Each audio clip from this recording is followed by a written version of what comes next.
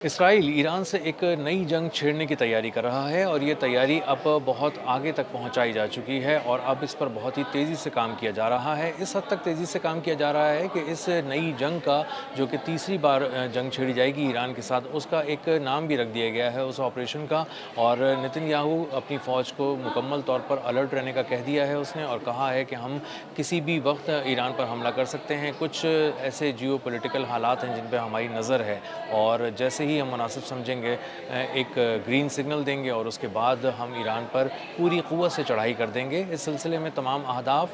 بھی طے کر لیے گئے ہیں کہ ایران میں اس بار کہاں کہاں چوٹ لگانی ہے، کہاں کہاں حملے کرنے ہیں، اور اس حوالے سے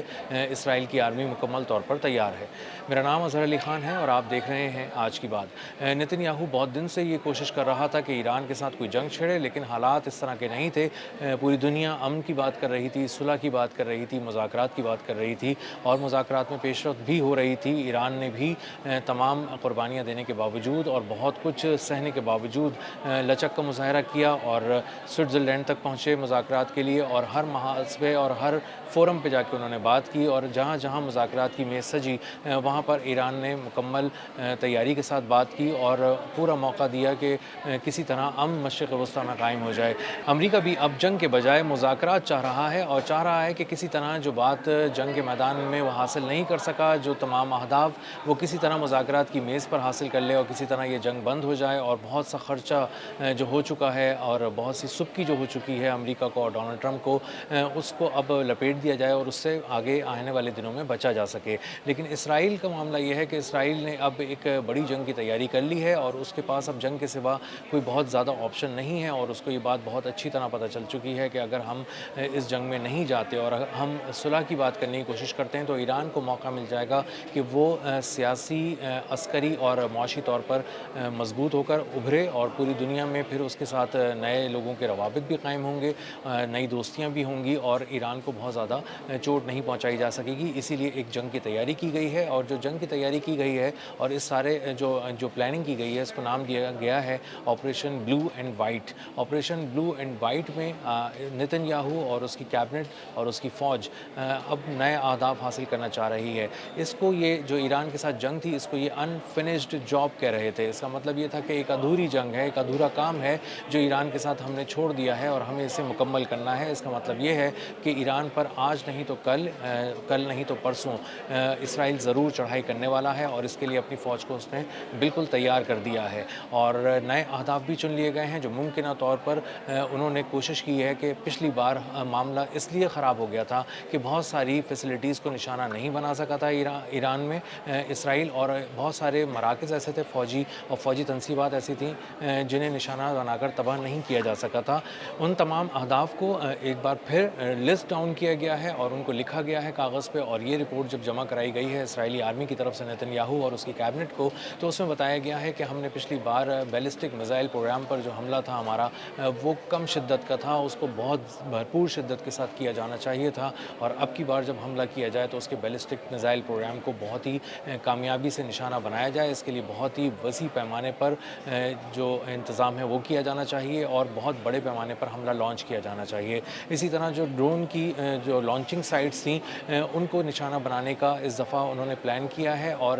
ممکنہ طور پر ڈرون کی جو سائٹس ہیں لانچنگ، ان کو نشانہ بنایا جائے گا، کیونکہ اس کی ایک بہت بڑی وجہ یہ تھی کہ ڈرون لانچنگ سائٹس جو تھیں ان کو پچھلی بار نشانہ اتنی کامیابی سے نہیں بنایا جا سکا تھا، جس کی وجہ سے جو بہت سارے حملے تھے، جو فضائی حملے تھے اور جو مختلف جو بیسس سے حملے کیے گئے تھے اسرائیل کی، اور اسی کے ساتھ ساتھ جو آبنائے ہرمز کے قریب جو ڈپلائمنٹ تھی امریکہ کی، وہاں سے بھی جب بھی حملے کیے گئے ایران پہ تو بہت ہی کامیابی سے ڈرون لانچنگ سائٹ سے ڈرونز بھیجے گئے، اور انہوں نے کامیابی سے اپنے اہداف کو نشانہ بنایا اور ان کو روکا بھی نہیں جا سکا۔ اس لیے جو مختلف مقامات پہ ڈرون لانچنگ سائٹس ہیں ایران کی، ان کو نشانہ بنانا بہت ضروری ہے، ان کو تباہ کرنا بہت ضروری ہے۔ اسی طرح مختلف مقامات پہ کچھ ریڈارز، کمیونیکیشن سسٹمز اور مختلف قسم کا سرویلنس کا ایکوپمنٹ لگا ہے، جس کے بارے میں پہلے اسرائیل کو اتنی خبر نہیں تھی، اور اس نے جب حملہ کیا تھا اور امریکہ نے بھی حملہ کیا تھا تو ایران نے بہت کامیابی سے بہت ہی پہلے ان حملوں کو دیکھ لیا تھا، اور بہت ہی مؤثر طریقے سے فضائی حملے خاص طور پہ ناکام بنا دیے تھے، اور نہ صرف ناکام بنا دیے تھے بلکہ ان کو ناکام بنانے کے بعد اور دیکھنے کے بعد اپنی طرف سے بھی کچھ حملے لانچ کیے تھے، اور ان کو، ان مقامات کو اور ان آبجیکٹس کو جو ایران پر پر آ کر حملہ کر رہے تھے ان کو کامیابی سے تباہ کر دیا گیا تھا، اور یہ چوٹ بہت گہری لگی تھی امریکہ کو بھی اور اسرائیل کو بھی، اور اسرائیل نے اس